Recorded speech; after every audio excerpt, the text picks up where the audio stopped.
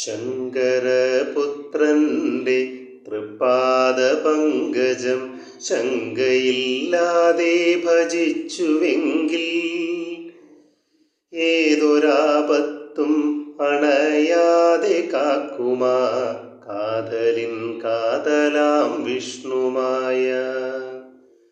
എല്ലാ വിഷ്ണുമായ ഭക്തർക്കും എൻ്റെ നമസ്കാരം.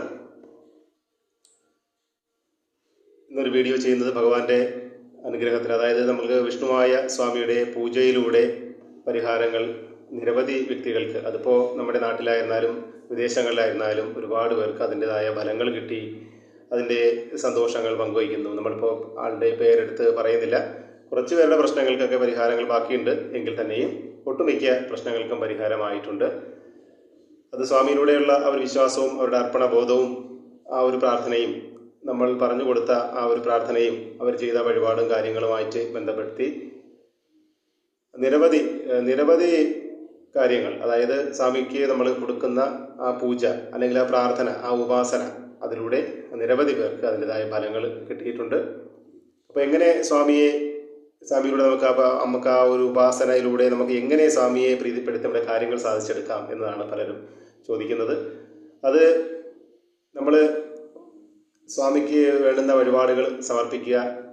അതിൻ്റെ ഓരോരോ സമർപ്പണങ്ങളുണ്ട്, പൂജാ സമർപ്പണങ്ങളുണ്ട്. അതിൽ ചിലപ്പോൾ നേദ്യങ്ങളാവാം, മദ്യമാവാം, അല്ലെങ്കിൽ മറ്റു പല അറിയാമല്ലോ, സ്വാമിയുടെ ആരാധനാ ക്രമങ്ങളൊക്കെ അറിയാമല്ലോ. അതിനനുസരിച്ച് നമുക്ക് സ്വാമിക്ക് ഓരോ നൈവേദ്യങ്ങളൊക്കെ സമർപ്പിച്ച്, അപ്പോൾ ഈ സ്വാമിക്ക് വേണ്ടി, നിങ്ങൾക്ക് വേണ്ടി പ്രാർത്ഥിക്കുന്ന അല്ലെങ്കിൽ പൂജ കൊടുക്കുന്ന കർമ്മി എന്നതിലുപരി നിങ്ങളും ആർക്കു വേണ്ടിയാണോ ആ കാര്യങ്ങൾ ചെയ്യുന്നത് അവരും മനസ്സിരുത്തി ഭഗവാനെ ഒന്ന് അറിഞ്ഞ് വിളിച്ചു കഴിഞ്ഞാൽ നിമിഷ നേരം കൊണ്ട് ആ കാര്യങ്ങളെല്ലാം സാധ്യമായി വരും. ഒരുപാട് കഷ്ടങ്ങളും ദുരിതങ്ങളും അനുഭവിക്കുന്ന ഒരുപാട് ജനസമൂഹം നമ്മുടെ ഇടയിലുണ്ട്. അതിൽ വിഷ്ണുമായ സ്വാമി എല്ലാവർക്കും അതൊരു അനുഗ്രഹമായി ഇപ്പോൾ വന്നുകൊണ്ടിരിക്കുകയാണ്, ഭഗവാന്റെ ഒരു അനുഗ്രഹം. കാര്യം നമ്മൾ ഈ കഷ്ടപ്പാടെന്ന് പറഞ്ഞു കഴിഞ്ഞാൽ നമ്മുടെ ആ കഷ്ടപ്പാടെന്ന് പറഞ്ഞാൽ ചെറിയ കാര്യമല്ല. ആ കഷ്ടത അനുഭവിച്ചവർക്ക് മാത്രമേ ആ ബുദ്ധിമുട്ട് എത്രത്തോളം ഉണ്ട് എന്ന് മനസ്സിലാക്കാൻ കഴിയുകയുള്ളൂ. അങ്ങനെ നിരവധി കാര്യങ്ങൾ അതിലൂടെ ഭഗവാന്റെ അനുഗ്രഹത്താൽ സാധിച്ചെടുക്കുന്നുണ്ട്. അപ്പോൾ എല്ലാവർക്കും ഭഗവാന്റെ അനുഗ്രഹം ഉണ്ടാവട്ടെ. സ്വാമിയെ ഉപാസിക്കുക, പ്രാർത്ഥിക്കുക, സ്വാമിക്ക് പൂജകൾ ചെയ്യുക. എല്ലാവർക്കും നല്ലത് വരട്ടെ. ഭഗവാന്റെ അനുഗ്രഹം എല്ലാവർക്കും ഉണ്ടാവും.